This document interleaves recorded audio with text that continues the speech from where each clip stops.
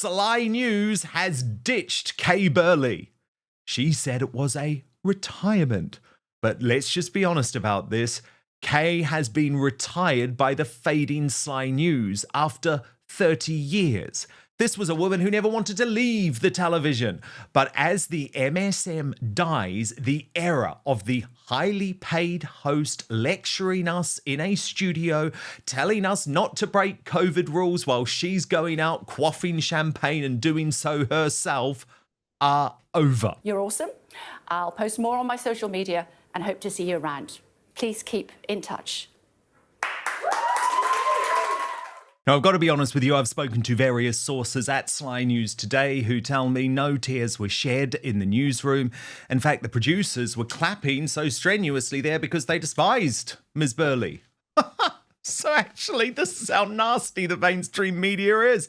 30 years and they're celebrating. Father Calvin Robinson, the problem is the days of these complete liars being able to preach to us, being able to tell us, you follow the rules while we go out and party, are done.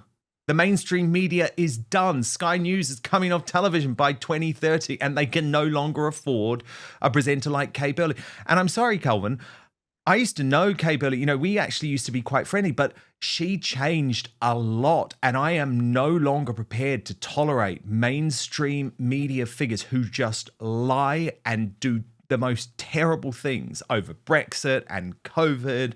It's so wrong.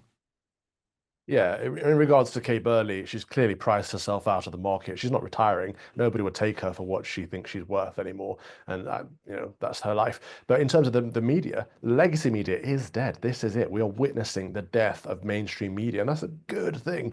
I think the internet has killed it. Independent media has killed it. And you're quite right that people are sick and tired of the hypocrites, the people that tell us to follow the rules, but then don't follow them themselves. But also the people that lecture us day in and day out on how we should think, how we should live our lives.